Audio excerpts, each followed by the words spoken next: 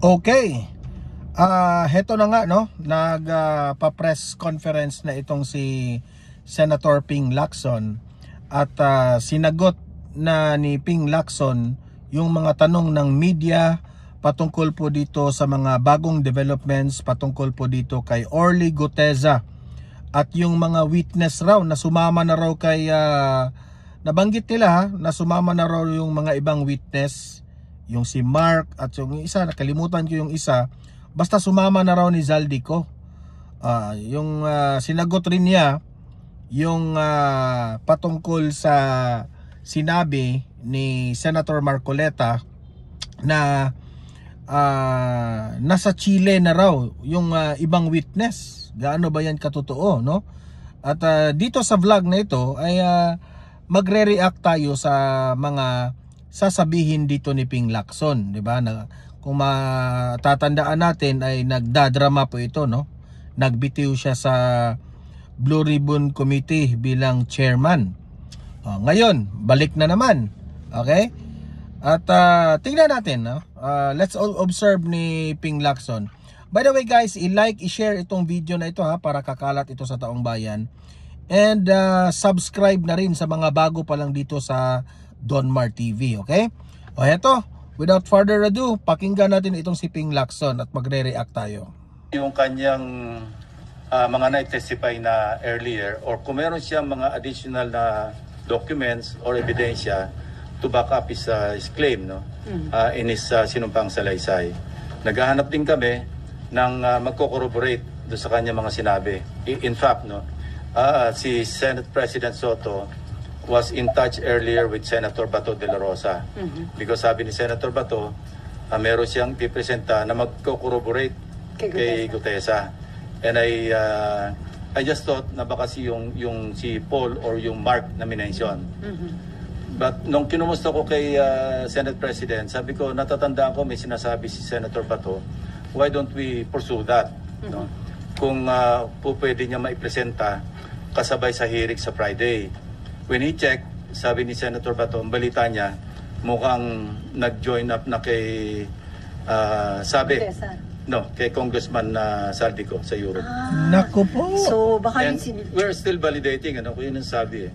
So, madali naman yon. We will check with immigration kung meron talagang departure. Meaning to say, umiwas na talaga si Zaldico, They use their real names.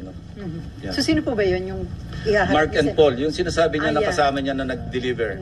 Yun na, Mark and Paul pala. Yung Mark, sa napakinggan natin sa programa ni Corina Sanchez kahapon, ay nandoon raw sa Chile. Mamaya, sasagutin yan ni Ping Lacson.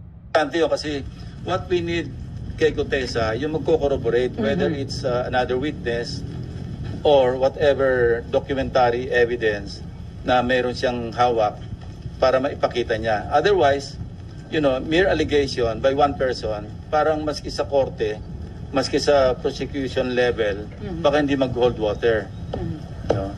So hindi ho kayo mag-stand up yung kay Guteza na... Sa ngayon, sa tingin ko, being an investigator for so long, pag alam kong ganun lang, isang salita lang, sa isang tao, mahirap tumayo. So kailangan natin ng magko-corroborate. Sa isang interview, sinabi nga ni Senator Rodante Marcoleta na nasa Chile na, yung si Mark ba o si... I don't know. Ang pagkaalam ko lang na nag-join daw. Sabi ni Senator... Yan ang dapat yung imbestigahan rin, Ping Lacson. At yung kay Guteza naman, wag nyo kaagad husgahan yung kanyang affidavit na hindi raw pinipirmahan ng isang attorney, di ba? Suriin yung mabuti. Huwag kayong mag-decide kaagad ng patapos. Bato kay Senate President na sumama na raw kay ex-Congressman Zaldico. Pero sir, plano nyo rin po bang patawag kung may information si Senator Marcoleta na nasa Chile, tingnan natin. Basta anything that can really sustain yung lahat ng mga testimonies so far revealed sa mga hearings na nakaraan, we should go there. So kasama po ba yun sa plano talaga ng Blue Ribbon na ipatawag yung sila Paul and Mark ba? Yeah, kasama. Mhm. Especially Gutesa, para makita natin kung meron siyang mga supporting documents. You know, may mga talks na may pinagtatakpan, merong pinipili, no? Hindi ganon. No? Maski sa pag nag-resume ng hearings, walang... paano hindi masabi yan ng iba na may pinagtatakpan? Ilumilihis kayo eh. 'Di ba? Si Gutesa nga ang pinaka-credible ngayon. Mag-focus kayo doon ni Gutesa. Huwag niyong pangunahan na si Gutesa ay walang kredibilidad. Suriin niyong mabuti si Gutesa kasi papunta na yan sa mastermind eh. Babago doon sa naunang direction ko noon bilang chairman, na where the evidence leads us, we'll go there. Sir, kinu-question din ni Senator Marcoleta yung aligasyon na pineke ni Gutesa yung kanyang anong nangyari? Nagloading. Parang nawala yung ano. Pero hintayin lang muna ha. Kasi po, ano yan eh. Parang sa pag-download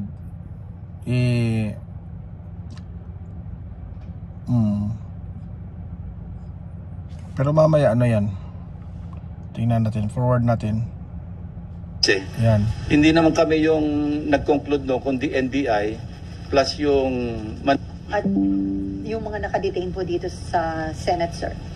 Yung mga hinahawakan na ng ombudsman at saka yung inimbestiga na undergoing preliminary investigation, kung ano yung kakulangan na pwede ma-contribute pa ng Blue Ribbon Committee sa mga hearings, pwede pa rin namin i-pursue. Pero kung repetitive na at naipadala na, kasi I remember no, when I gave plus drives no, kay Secretary Vince Dizon, ito yung pinanggalingan nito, yung dalawa kong privilege speeches. Binigyan ko yung acting ombudsman at that time, si acting ombudsman Vargas. Binigyan ko si dating ICI advisor Mayor Magalong. Binigyan ko si Secretary Vince Dizon. No, sabi ko, kompleto na yan. Actually, pwede na ko mag-file ng kaso based on the evidence contained in those two privilege speeches. Kasi kompleto naman talaga yun eh. Videos, documents, yung mga falsified documents, yung pagkasingil, nagbayad, lahat nando naman na. So, I'd like to think na nakatulong yon. Kaya naka-ready na sila mag-conduct ng preliminary investigation. Katunayan, Bulacan saka Oriental Mindoro nga yung inuna nila, di ba? So, but we're not stopping at Bulacan and Oriental Mindoro. Kasi pasok ng pasok lahat yung mga information. Kayo mismo sa media, di ba? Ang dami nyo na nakakalap na ebidensya because people have become... Yan, nag-loading na rin ha. Forward natin. Then hindi na po paharapin. Yeah, pwedeng hindi na paharapin. At kung pwedeng naandyan sila, pero kung ang sasabihin nila, nasabi na nila, what for? Parang ano lang yun, redundant na.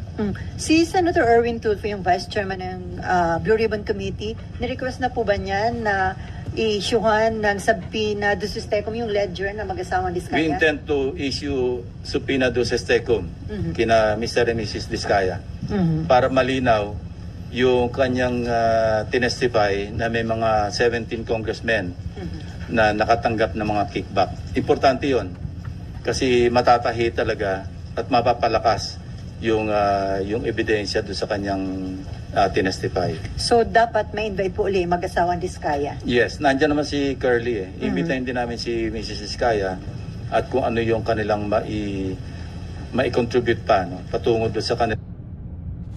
Forward natin. To other, the last time we met with the SP and I think Senator Kiko and Senator Bam, meron kaming kausap who offered, mga civilian na who offered to help us scrutinize yung budget. Ano. Meron sila mga resource persons na nag-offer ng assistance. So we welcome and marami kaming na-discuss doon. Number one, alisin talaga namin yung unprogrammed fund, no. Ang program appropriations, matitira lang yun sa foreign assisted, no. Of course, yung sa special purpose, yung contingent, yung mga quick reaction, fund. Hindi naman pwedeng alisin yon kasi paano kung mayroong calamity. Second, yung full transparency, no? Na-discuss na namin ito and we agreed, no, with the Senate President, Senator Gatchalian, na hanggang sa BICAM, fully transparent. Hindi pa lang niya raw na figure out how to go about it. But ang initial step is hindi na pa pwedeng merong alien na papasok do sa disagreeing provisions.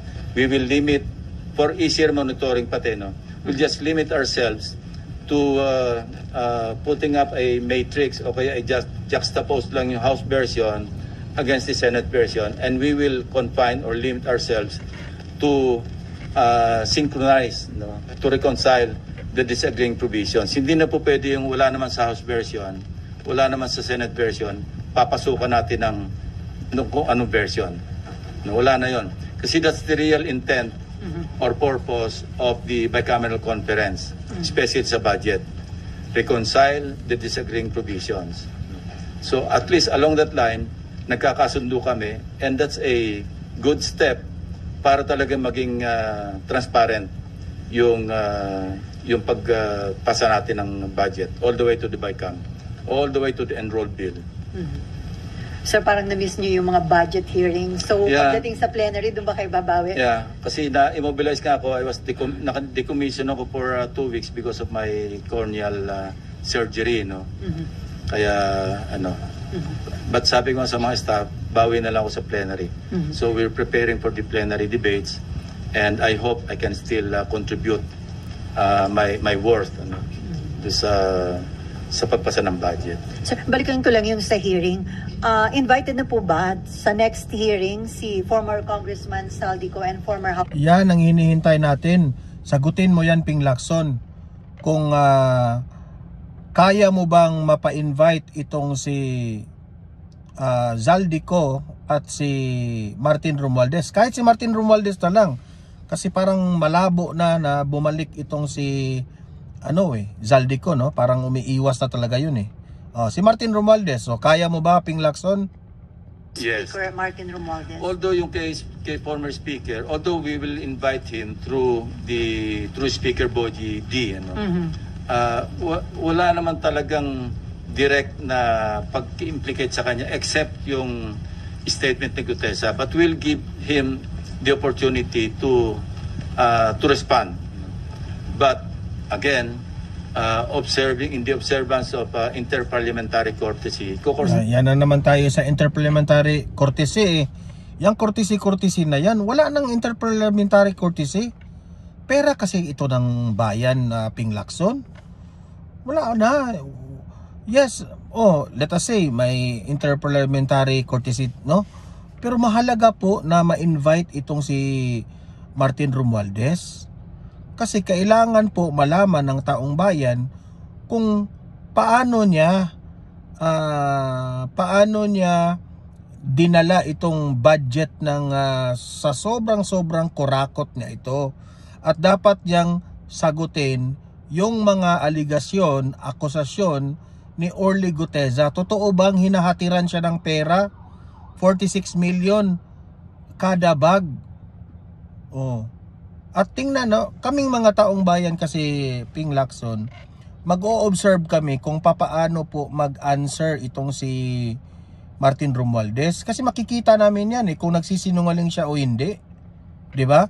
Doon namin malalaman kung talagang malinis siya o kawatan siya.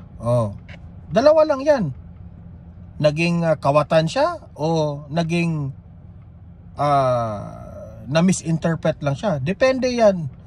Kaya kahit may interparliamentary courtesy, mauunawaan yan ni Martin Romualdez kung siya po ay tunay na may malasakit sa taong bayan. May invitation sa kanya through the speaker. Yung kay Congressman, ex-Congressman Saldico will send the invitation doon sa kanyang established na residence. Kaya lang, sir, yung Office of the Ombudsman mukhang dun sa last known residence, parang they refuse to accept yung pinadala ng Ombudsman. Well, it's up to them, no? Kasi kung hindi ma-hit yung invitation, ang susunod subpoena. At kung hindi pa rin siya sisipot based on the subpoena, then somebody may move for the issuance of a contempt citation and eventually a warrant of arrest. At yung warrant of arrest, sir, yun, pwedeng hingin ang tulong ng Interpol para arestuhin kung saang bansa siya nandun? Probably, kasi valid naman yung warrant of arrest, yung i-issue ng Senate. So that is as valid as any warrant of arrest issued by the court. I don't know, I'm not sure. But we will try. No? Sir, may info daw kung sisipot si former Speaker Romualdez sa hearing ng Senate. May advance info kayo, sir? Wala. Iniintay ko yung feedback niya or feedback ni Speaker D. At saka dating Speaker Romualdez din kay SP Soto. Kasi nakipag-coordinate lang ako sa office ni Senate President or kay Senate President himself. Sabi niya mukhang magkakausap yata sila this week. So sabi ko, pakitanong mo lang sa kanya kung gusto niya magkaroon ng opportunity because this happened before. Ako yung chairman ng public order na mention yung pangalan ni Congressman Veloso, di ba? And they requested me to be given the opportunity to make their manifestation and I gave them that opportunity. So if you remember, yung mga naandito nung previous Congress na yon, di ba pinagsalita namin si Congressman Veloso, si Jim Veloso. So pwede niyang gawin yun, ano? At kung gusto niya sagutin yung mga allegation, in fact, we're thinking of sending subpoena do Tecum do sa contractor na naggagawa ng renovation noong bahay sa 42 McKinley Road, ano? At saka yung security agency na naggugwardya ron. So, kung meron silang logbook, ipapadala namin yung logbook dito to find out if indeed between the period tingnan natin yan kasi malalaman yan, no? Kasi may logbook. Yan ang basihan natin kung si Guteza tukma ba, no? Yung sinabi ni Guteza base doon sa logbook na yun, no? November 2024 hanggang August 2025, I believe yun yung period na sinasabi ni Guteza na nagde-deliver sila ng pera doon sa 42 McKinley Road. At kung meron sa logbook na may mga pumasok talaga mga sasakyan, mga vans or convoy of vehicles, then that's a strong supporting document to buttress yung testimony ni Guteza, even without Guteza coming back to testify, I think. Because remember, yung kanyang sinumpang salaysay na naging questionable o forged yung notaryo, that's invalid as far as yung kanyang sinumpang salaysay kung gagamitin ito sa other sa prosecution. But as far as the Blue Ribbon, yung kanyang sinumpang salaysay as read do sa kanyang sinumpang salaysay na written, valid yun because he was administered this oath and ang presumption is totoo lahat yung sinabi niya sa Blue Ribbon hearing noong September 25.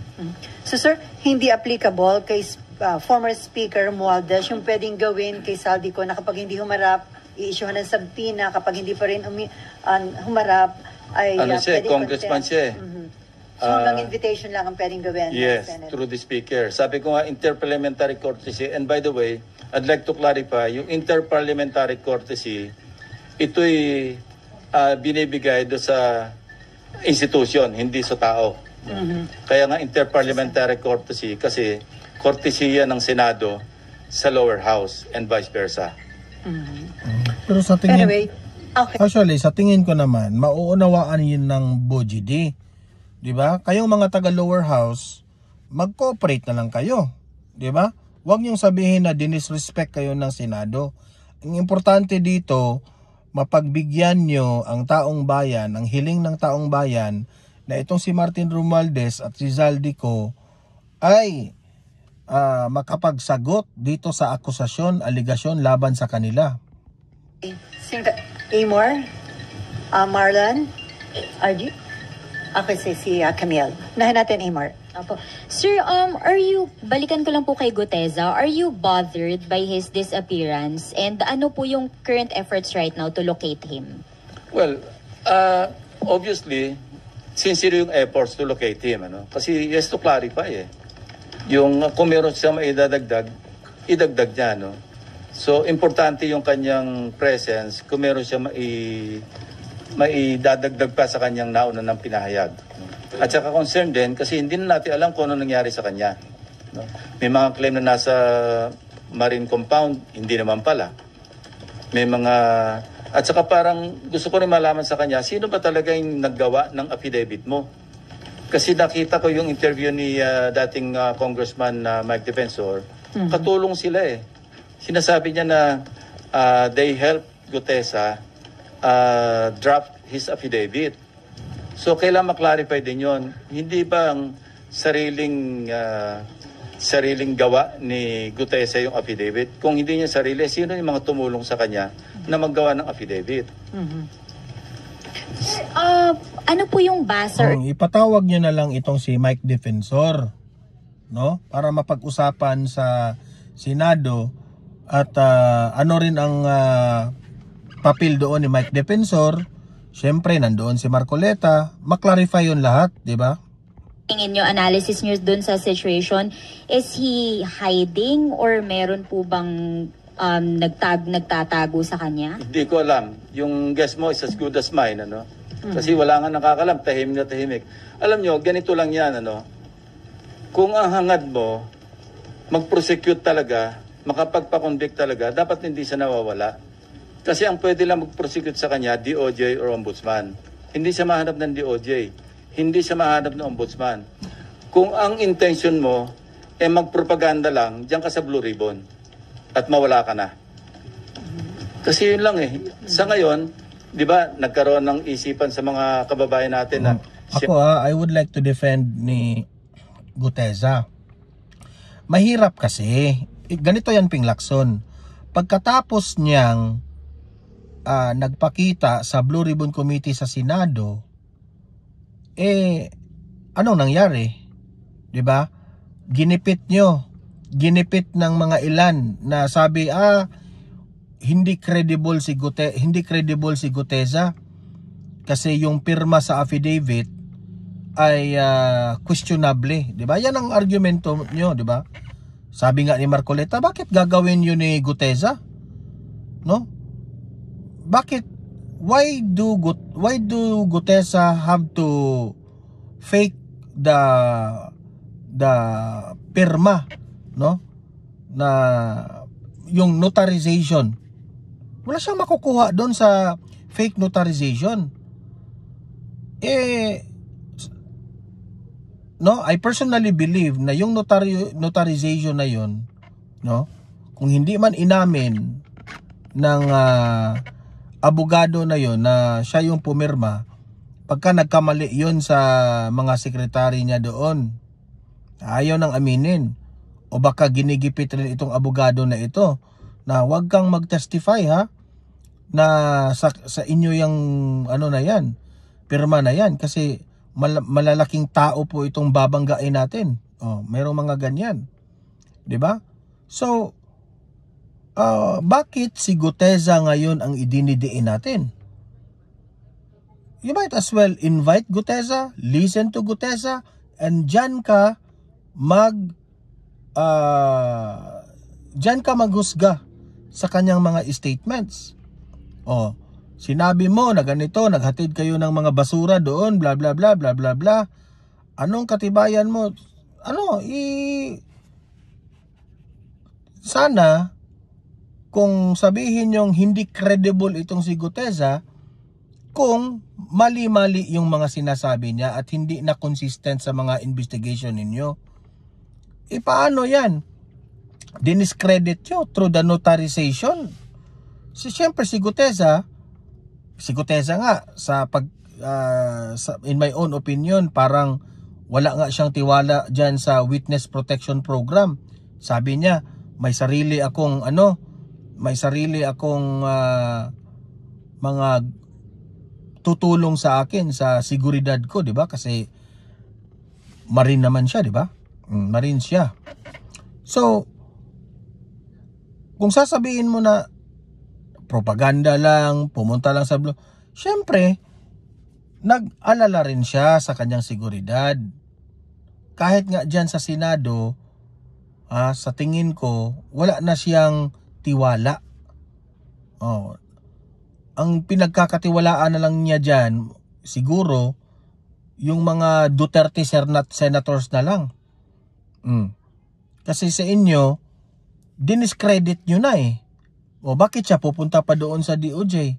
Bakit siya pupunta pa doon sa ombudsman? Na alam naman yung ombudsman at DOJ na yan, hawak yan ng Pangulong Marcos. At si Pangulong Marcos, no, pinsan niya si Martin Romualdez. And who is Martin Romualdez? Yun lang naman ang binubulgar ngayon ni Guteza, na naghahatid sila ng pera dyan. Diba? Huwag mong sabihin na propaganda lang yung ginawa ni Guteza. May point yun si Guteza. Kaya lang, mas inuuna niya ang kanyang sarili, ang kanyang pamilya at ang kanyang seguridad. Kasi wala naman siyang makuha dyan. After na sasabihin niya kung paano nila hinatid yung pera na yan, after all, wala siyang makukuha dyan. Lang ang nakapag-implicate kay Speaker Romualdez. Yung Although kay Congressman Saldico, hindi lang siya, ang dami pang ibang nag-implicate sa kanya, nauna na. Pero ang importante rito, in-implicate niya si dating Speaker Romualdez at nag-iisa siya nakapag-implicate. Pagkatapos nawala siya. So kung ang hangarin mo is talagang logical conclusion, which is to prosecute and convict former Speaker Romualdez, dapat nandito siya. Hindi man sa Blue Ribbon, kung inisip niyang hindi siya makapagtiwala sa Blue Ribbon, humarap man lang siya sa DOJ, humarap man lang siya sa ombudsman. Kung yun ang hangarin. So now, anong isipin natin? Bakit Blue Ribbon lang at pagkatapos ng isang pagsipot, nawala ka na? So sir, hindi niyo ba tatanungin si Mike Defensor considering na siya ang nagbigay kay Marcoleta? Yun nga, papadala namin yung subpoena through the office of Senator Marcoleta. No? And yung sinasabi niya na ini-spyan ko siya, hindi yun ang dahilan. Gusto ko lang makita, kaya pinareview ko yun para makita ko, baka sakaling may nakakakilala o makikilala natin yung kasabay niyan dumating. So incidental na lamang yon na sinalubong pala siya ng staff ni Senator Marcoleta, dinala sa opisina niya, nag-stay for a while, tapos nanood ng hearing doon sa gallery hanggang sa tinawag siya, 10:27 I think. But he stayed there. He arrived at around 8:27. At saka yung CCTV, this is a public place, yung Senado. Huwag tayong magtaka, alam na natin na merong CCTV dyan. Kayo mismo na mamonitor nyo kami pag dumarating na kami, di ba? Kaya nga, bakit mo kailangang gawin yan ni Marcoleta? Bakit ba? Nagdududa ka ba kay Marcoleta na gumagawa siya ng witness? Prangkahan mo. Wala kang napala doon eh. Kaya minsan nakaabang na kayo sa second floor. So this is an open area, no? And you know, meron tayong jurisprudence tungkol sa CCTV footages. Yun yung Ople versus Torres. Ang tawag doon, ang doctrine doon, yung reasonable expectation of privacy. Meaning, pag nasa public place ka, i-expect mo naman na yung privacy mo mako-compromise, no? May reasonable expectation privacy. Kung nasa private place ka, now, I heard Senator Marcoleta na kung ako raw ba nagbi-Big Brother o okay lang ba raw na tiktikan niya rin opisina ko, well, bibigyan ko siya ng logbook kung gusto niya everyday, kung sino yung pupunta sa office ko. At walang contractor na pupunta doon. Wala maski sino pupunta except mga official business. Public place to eh. Wag tayong maging onion skin na lalabas yung mga bisita natin o kung sino yung mga pinatawag natin. Dahil CCTV yan eh. Okay, last question, Amar. Sir, mag-a-apply po ba dun kay Guteza yung pag hindi po siya sumipot after the subpoena ay warrant of arrest yung next? Meron na siyang problema sa prosecution service ng DOJ. Why? Because meron ng resolution yung RTC, Executive Judge ng Manila, na nagre-recommend na siya sumailalim sa preliminary investigation for falsification of documents. So, let's leave it at that. Now, hindi naman siya, ibig sabihin, pumunta siya rito on his own volition. Ano? Para gipitin pa siya na i-issue siya ng subpoena and then warrant of arrest, papakontempt. I don't want to go there. Sir, naalala ni Nimpan, si Mike Defensor din ang naglabas noon kay Ador Mawanay. So, regarding No, I'd like to correct that. Ano? Yun ang misimpression. Hindi si Ador Mawanay, si Udong Mahusay. Udong. Remember, si Udong Mahusay, yun yung whistleblower against former FG. Di ba? Nung nasa safe house, ano yun, hindi kinidnap, ni-rescue ni Mike Defensor. So, nawala yon as witness. Si Ador Mawanay, ewan ko kung sinong sira rin ng ulo na nag-recruit, ano, nag-invento ng mga account numbers na meron kaming $700 million dalawa ni ERAP, no, na in several foreign banks. And, you know, ano lang to, trivia. I myself, kasi nag-aalala ko noon, baka mamaya, dinipositohan nila ako ng pera sa Hong Kong na i-withdraw nila lang na para maipakita lang na meron akong account na ganong kalaki sa Hong Kong. So ako mismo nagkusang loob noon. I wrote the regional director of HS HSBC. No, hindi. Ano ito?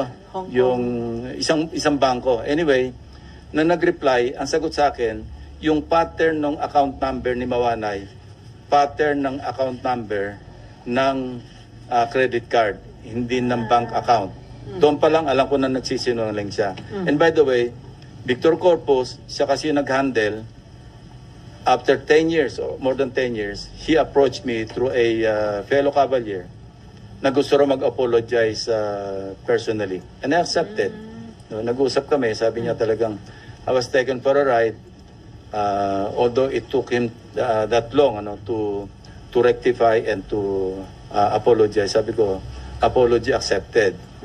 Even yung one major daily, yung Philippine Daily Inquirer, kasi naging subject ko ng libel case yung Philippine Daily Inquirer. No? They tried to negotiate with me doon sa aming libel case. Sabi niya, any story that you want, headline or above the fold. Sabi ko, I don't want that. Ang kailangan ko lang to get back or restore my dignity. No? Maggawa lang kayo ng konting erratum, public apology, kasi talagang for the longest time, yung nagsuffer ako ng gusto. So, this is nothing new to me, no? Yung nangyaring ganyan na nagre-recruit ng witness, nakapanira ng tao, because I've been there. I've done that. So sir, may info ka ba? Bakit si Mike Defensor ang nilapitan ni Gutesa? Tapos si Mike Defensor inilapit naman kay Senator Marcoleta. Hindi importante sa akin yun. Importante sa akin yung aking trabaho bilang Blue Ribbon Chairman. Yung mga side lights, yung mga distractions, yun ang nakakasira sa investigation. Ano? When somebody disrupts the... Kasi nag-away-away na kayo dyan eh. Di ba? Kayo na yung nagbintangan. Tingnan nyo yung nangyari dyan. Binibintangan na si Chis Escudero, si Estrada, si Joel Villanueva. Instead na mag-focus kayo doon sa flood control. When somebody distracts yung attention, hindi tayo makapokus sa real issue, then doon tayo maliligaw. Okay. Marlon, then Camille, and then Raymond, and then Nympha. Since na-mention nyo na valid naman yung testimony niya, dahil under oath yung sinabi sa hearing, may effect pa ba sa credibility niya yung sinasabing forged? Yes, valid, pero somehow makaka-affect sa credibility niya. Kasi di ba sabi rin ng mga abogado, falsus in uno, falsus in omnibus, false in one, false in all. So hindi ko sinasabing hindi totoo yung sinasabi ni Gutesa sa kanyang affidavit o sa kanyang pagsasalaysay sa Blue Ribbon Committee. Pero hindi ko rin sinasabi na solid yung kanyang credibility. Kasi siya mismo nagsabi, nang tanongin siya, na siya mismo nagpa-notaryo ng kanyang sinumpang salaysay. So alin dyan ang totoo, alin ang hindi. Hindi na natin alam. And doon din, pag hinimay natin yung kanyang statement, minsan box, minsan maleta, no? Tapos parang hindi kakasya doon sa sinabi niyang isa o dalawang vans, yung iba SUV. Hindi kakasya yung 46 na maleta. Parang hindi kakasya doon. So these are, if we examine the testimony o yung kanyang yung as narrated, titingnan natin lahat yon. And paggawa ng committee report, pati sa recommendation, kung sino ba yung papailan ng charges, all those things will be considered. Sir, tinry niyo po bang lapitan o kausapin si Senator Marcoleta since siya yung nagpresenta? Baka siya yung dapat mag-exert din ng efforts to locate yung witness niya. Hindi kami nag-uusap Sir, basta papadala ko lang subpoena sa office niya. Bahala siya kung gusto niya produce niya. So is there a need to invite then si Mike Defensor and then another si Hindi Congress? na, madidistract lang Let's focus on the issue at hand. Ang issue rito, flood control anomalies. Mga ghost projects, substandard na projects, hindi lang flood control, pati yung buong national budget natin apektado. Pati yung buong bansa natin apektado. So let's not be distracted by the presence of Mike Defensor, kung sino-sino man. Ako, I'd rather stay focused on the issue at hand. How about Sir si Congressman Eric Yap na binanggit din ni Gutesa dun sa affidavit niya? Well, we can send the invitation to him through the speaker, kasi incumbent naman siyang congressman. Sir, balikan ko lang yung very important witness. Galing siya kahalaga dun sa Mahalaga. sa Pasig. Mahalaga. Wala. Ibang details, sir. Pwede. Basta mahalaga. Aabot naman tayo doon. Alam nyo, Christmas is just around the corner. Yung November 14 is much, much closer a corner Just wait. than Christmas. Hintayin na lang natin. Okay. Sino ba? Camille, Raymond, Nympha, and then Malva. Sir, yung kay Gutesa po, kung hindi po siya a-attend or kung umattend po siya at walang magko-corroborate ng mga sinabi niya, will it end his presence? Ibig ko sabihin, tutuldukan niyo po ba? Considering na dati po kayong investigador. Yeah, kung wala na siya may dadagdag at yung seso niya lang, allegation lang na mag-isa, mukhang mahirap ang stand-alone So, maski ba sino, halimbawa si Sally, nag-volunteer mag-witness, sinabi niya, nagbigay siya ng pera kay President Marcos, tapos hinto siya doon, papaniwalaan ba natin si Sally? Nang wala siyang pang-suporta man lamang na ebidensya doon sa kanya sinabi. Yeah. Sana kung meron siyang resibo o nakapagtabi man lang siya ng maski yung post-it na 48 million at dinala niya, eto nga nakapagtabi ako ng isang post-it. No? Na mukhang post-it talaga nung araw, hindi yung ginawa lang ngayon. So, yun, mga notes. Alam nyo, nung investigador ako, meron kami tinatawag na investigator's notebook. Yan, ina-admit sa court yan May puprobo naman na sinulat mo yan nung nasa crime scene ka na ikaw nagte-take ng notes. Yun, valid yun. Kung meron siyang ganon, yung halimbawa, nagte-take notes siya nun, meron siyang diary na sinulat niya noong December 2024 hanggang August 2025 na nag-deliver kami rito. O kaya meron siyang sulat sa kanyang asawa, sa kanyang pamilya, magdi-deliver ako. Kasama ko si ganito. Yun, valid na valid yun. Ang lakas nun. Ay, yung picture, sir. Well, pictures, yes. Yeah. Sir, Or, sabi ko, logbook. Maski hindi sa kanya galing, independently, nakakuha tayo ng copy ng logbook na halimbawa, January 2025. May pumasok na several vans, several vehicles, convoy, nakalag doon. Ang lakas nun. Ako, solid sa akin yon na ebidensya yon na totoo ang kanya sinasabi. Sana naman yung sinabi mo, Ping Lacson, sana naman ay totohanin mo yan, at confident ako na yung mga logbooks na yun na sinabi ni Gutesa, sana, kasi binanggit mo na ngayon baka ang delikado niyan, baka yung logbook doon sinunog na, di ba? Yan ang CCTV, baka sinira na kasi na-mention mo na. Pero hoping na sinabi mo magka yan, ganun yung mga mangyayari. Pero ano ba, box ba? Maleta ba? At saka nga alam ko, pag naglagay ng pera at namigay ng pera nakalagay sa maleta, hindi sa akin ang alam ko, mamurahin, hindi Rimowa. Napakamahal na Rimowa. 46 na Rimowa. Alam mo ba kung magkano Rimowa ngayon? 100,000. Ito hanggang bewang niya sinasabi niya. Baka hindi lang 100,000 yon. Usually, ang mga pinamimigay dyan, mga Xiaomi, yung kumbaga sa iyo na yung maleta na yan. Parang gano'n. Oh. Okay, so kayo mga audience ko dito kayo na ang humusga. Ano ang opinion nyo sa mga nabanggit, nasabi nitong si Senator Ping Lacson, no? Kayo ba ay convinced na itong Blue Ribbon Committee na itutuloy nila ngayong November 14 ay papunta na ba ito sa mastermind? Kayo, what's your thoughts about this, no? I-comment nyo sa comment section at mag-usap-usap tayo doon, okay? And paki-like, paki-share para aabot ito, marami ang makaalam. Mag-subscribe sa mga first time lang dito nanood sa aking channel kasi para updated ka lagi, no? Libre naman ang subscription, walang bayad yan, okay? So ayan, see you in my next video. Have a great day, have a great night. God bless po sa ating lahat. Mabuhay ang Pilipinas and God save the Philippines. Bye bye.